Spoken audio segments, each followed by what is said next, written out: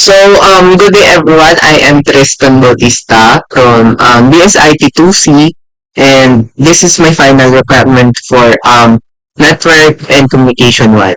So today, in this video, I will demonstrate to all of you how to build a local area network or LAN using Cisco Packet Tracer. And gagawin natin siya na may proper subnetting. And we will configure 3 PC na merong one switch and one router in one subnet. And i-verify din natin yung connectivity ng bawat isa na devices. So, mag-umpisa na tayo. So, to start, we need to calculate the IP addresses using subnetting. And kanina, ginawa ko na siya and andito na siya. Provided ko na siya dito sa ating Cisco Packet Tracer. Nilagay ko na siya. So, ang ating subnet mask is yung 255.255.248/29 and yung number of IPs natin is 8 and yung usable IP address natin is yung 6. Tapos yung broadcast ID natin or broadcast address is yung 192.168.7 and yung mga usable IP range natin is 192.168.10.1 hanggang sa 0.6. So, dito rin, in-indicate ko na rin dito yung mga IP gateways natin mamaya na gagamitin sa mga PC natin and yung devices na gagamitin natin. So, dito, lagay rin natin yung copper straight through na gagamitin natin.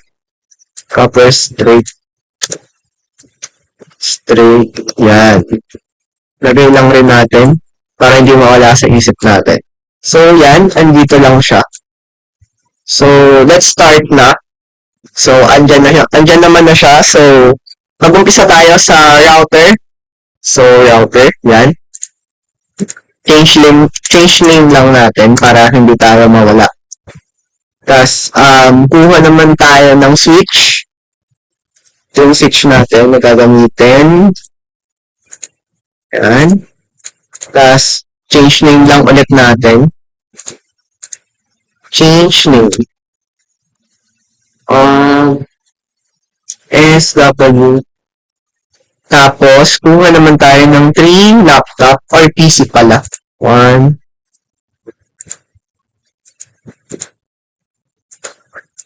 So, delete lang natin ito. Yan. Tapos, wait lang. Kuha tayo dito. Yan. So, ang gawin natin mamaya, ang next step natin is i-configure natin yung router to switch. Pero ang gagawin muna natin,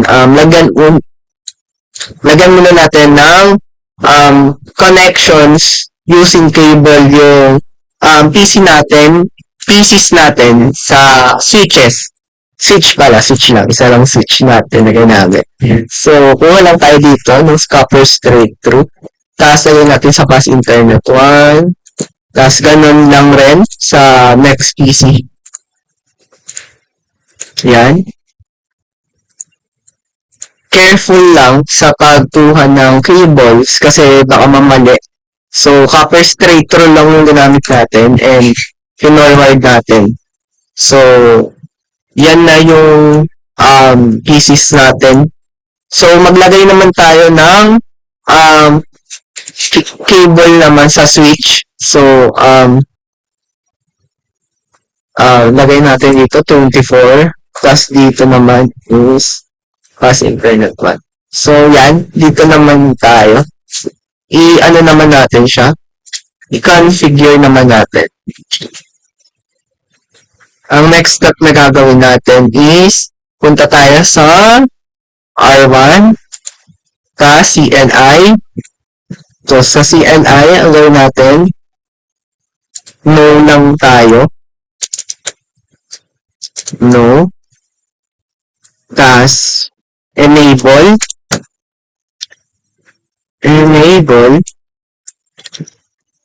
Tapos, con FT. or yung configure terminal, pero short na lang yung gamit natin kasi pwede naman yun. And gamitin natin yung interface class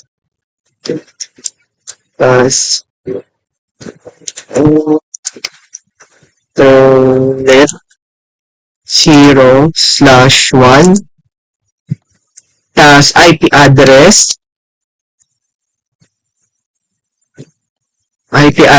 tas 192.168.168.10.1 and yung 255 na subnet mask natin 255 that yung last number natin na gagamitin is yung 248 na nakuha natin kanina dun sa tables natin. So, yan. No shutdown. No shut. Pwede yan. No shut. Tapos, exit. Exit. Yan. Typo. Exit. So, yan. Okay na yan siya. Tapos, X na tayo. Ayan.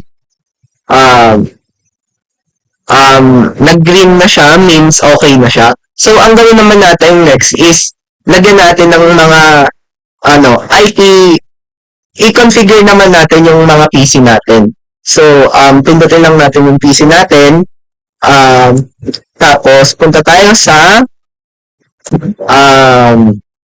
desktop, and, dito, sa IP configuration, type lang natin yung since kanina nagamit na natin yung 192.168.10.1 saan ba natin ginamit yun? So, ginamit natin yun sa switch kanina. Ang gagamitin na natin IP address dito sa PC1 is 192.168.2. So, ito na. 192.168.10.2. So, palitan lang natin to ng 248. And, gamitin natin yung gateway natin. Lagay lang natin yung gateway natin. 192.168.10.1. So, X lang tayo dyan. And same as the process of PC 2 and 3, ganun lang rin, IP config. So, anong gagamitin naman natin na IP address is yung 192.168.10.3.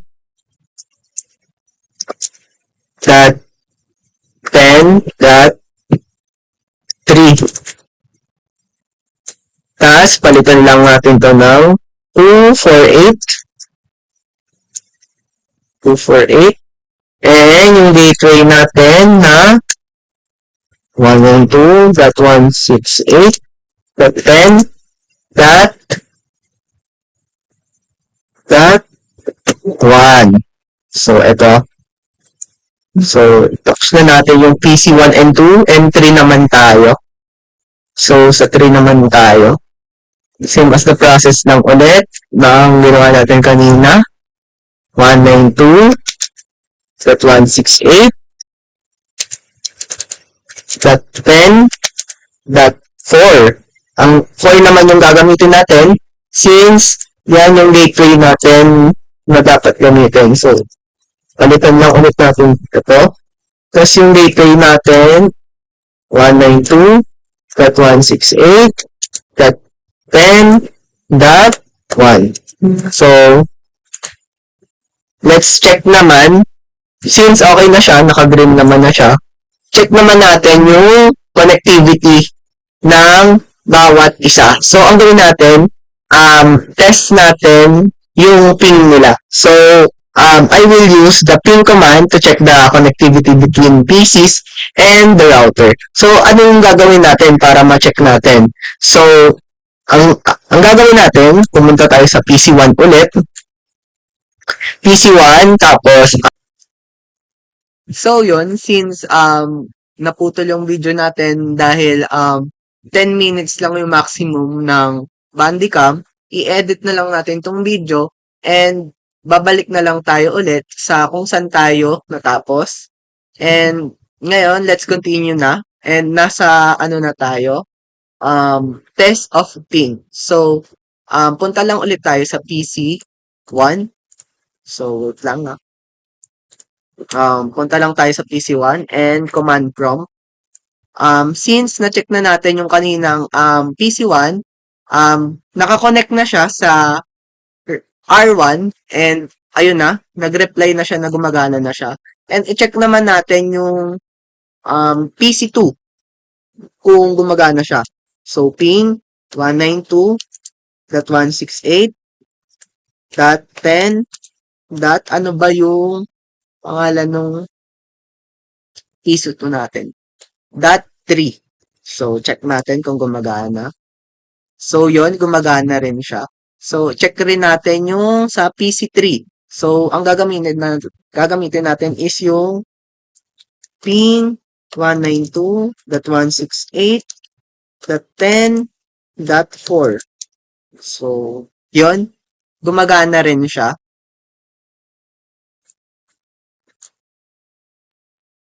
So, punta naman tayo sa PC2. I-check natin kung gumagana rin siya. So, ping 192.168.10. Ano ba yung gateway ng PC1? PC2. .2 pala. Yan. So, gumagana rin siya. So, check ulit. Check naman natin yung R1, ping 192.168.10.1. So, gumagana rin. Nice. So, lastly, i-check rin natin yung PC3. Ping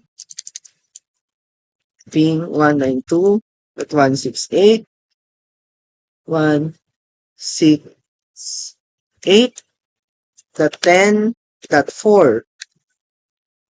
So, yon gumagana rin. So, ang next naman natin gagawin is i-check rin yung PC3 kung gumagana siya sa lahat. So, ping, check natin yung gateway sa router 1.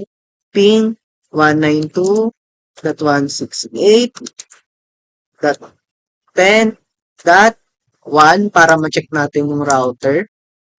So, gumagana rin. Check rin natin yung PC1. So, ping.192.68.10. Ano yung sa 2? 3. So, check natin kung gumagana yung PC2. So, gumagana rin. And, check din natin yung PC2. PC1 pala. So, ping 192.168.10.2. Kasi hindi pa natin na-check. Yan, gumagana rin siya. So, as you can see, all the ping tests are successful and this confirms that all devices are properly connected po to each other. And yun naman po na okay naman po yung connectivity ng bawat isa ng isang devices. And that's the end of my presentation. I hope you've learned something po. And thank you po for watching this video po. Thank you.